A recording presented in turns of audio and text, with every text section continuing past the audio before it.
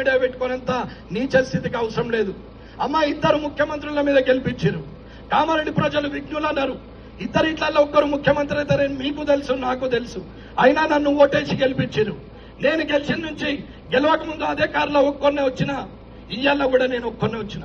20 మందిని వేసుకొని 20 బండ్లు వేసుకొని వస్తేనే లీడర్ అని మీరు అనుకుంటే ఆ లీడర్షిప్ నాకు అవసరం లేదు.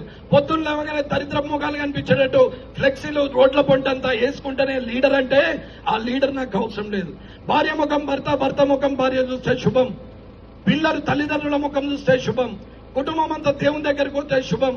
కానీ దొంగన కొడుకుల ముఖం లీడర్ల చూస్తే ఏమొస్తుంది నాకు అర్థం కాదు. పొద్దున్న ఒకడు ఈ మూలకు మొక్కుకుంటుంటాడు, ఒకడు చెయ్యూపుతాడు, ఒకడు నడుచుకుంటుంటాడు. సంక్రాంతి పండుగ శుభాకాంక్ష ఆడు ఎత్తనే మనం చేగోలు చేస్తాం, లేకుంటే చేయనే చేయం. ఆడు వినాయక చవితి శుభాకాంక్షలు భాష మాడండి పెట్టినట్టు ఏముంది. దీపావళికి పేనీలు అంతా కూర్చు, సంక్రాంతికి ముగ్గులేపిస్తే కూర్చు.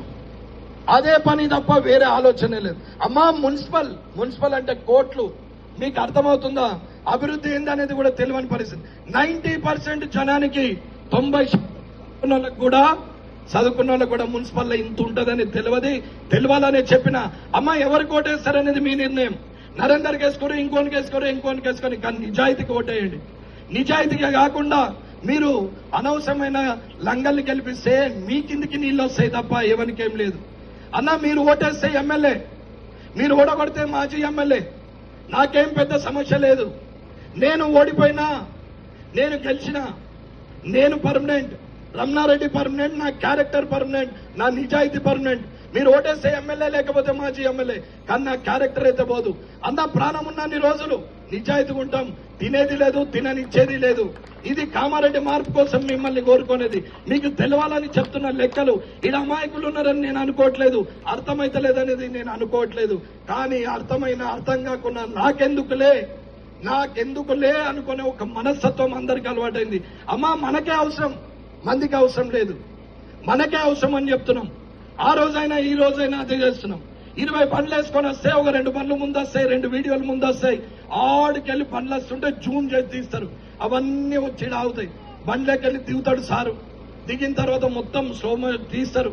మీతో మాట్లాడి మళ్ళీ ఎక్కుతాడు. పోతా ఉంటాయి. ఇది మళ్ళా సోషల్ మీడియాలో బాలకృష్ణ సినిమాల బాలకృష్ణ కొంచెం స్పీడ్ దిగుతారు, కానీ వీళ్ళు అంతకన్నా ఎక్కువ స్లో మోషన్ లో దిగుతారు. దానికో పాట తడు అన్నొచ్చిండు అన్న దేనికి వచ్చిండు, ఏం బీగరికి వచ్చిండు అనేది తెలియాలి కదా. ఇది కూడా అర్థం కాకుండా మరి లీడర్ గాడా, మరి రమణారెడ్డి 2 బండ్లు 40 బండ్లు వేసుకొని రారాదా? వస్తా, 20 బండ్లు వేసుకొని వస్తాను రేపటి నుంచి. కానీ 20 బండ్లలో 20,000 డీజిల్ కావాలా? 20 బండ్లలో 5 చొప్పున 10 మంది ఉంటారు, 20,000 టిఫిన్ కావాలా? మధ్యాహ్నం అన్నో మంచి నాన్ వెజ్ అన్న నోరు అంతా సప్పగా నిన్ననే తింటాడు, మళ్ళా సప్పగా అవుతుంది. వానికి మళ్ళా 30,000 పెట్టి మళ్ళా నాన్ వెజ్ తినిపించాలా? రాత్రి అట్టికి పోయేటప్పుడు అన్న నోరెండికపోయిందే అని మళ్ళా అనగానే ఆయనకు ఒక పొడుగుది ఒకటి పొట్టిది పెట్టాలా 5 అంటే 1.5 బాటిల్. దాని బట్టి స్నాక్స్ పెట్టాలా, చికెన్ 65.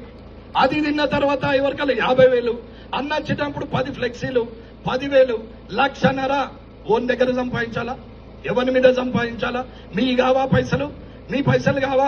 మీ షాదీ ముబారక్, మీ కళ్యాణ్ లక్ష్మి, మీ సీఎంఆర్ఎఫ్, మీ డెత్ సర్టిఫికేట్, మీ బర్త్ సర్టిఫికేట్, మీ లేఅవుట్, మీ ఇంటి పర్మిషన్, మీ పెన్షన్, మీ రేషన్, ఇవి కావా పైసలు? ఇవిటి దగ్గర తీసుకోరా పైసలు? గట్టిగా సదావానికి మన తాత ముత్తాతలు ఏమని ఇచ్చిండ బండ్లల్లో తిరుగుమని. ఎక్కడి పైసలు?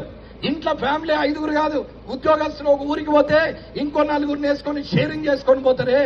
మరి దాంట్లో నా షేరింగ్ ఇలా కనపడదా? అది నా పైసా, ఇదేమో ప్రజల పైసా. ప్రజలలో నువ్వు లేవా? ఇది తెలియదా? ఇది ఆలోచించకపోతే ఎట్లా? కాబట్టి ఆలోచించుకొని నిర్ణయం తీసుకుంటారని కోరుకుంటూ ఈ అవకాశం ఇచ్చిన మీ అందరికీ ధన్యవాదాలు తెలియజేస్తూ ముగిస్తున్నాను.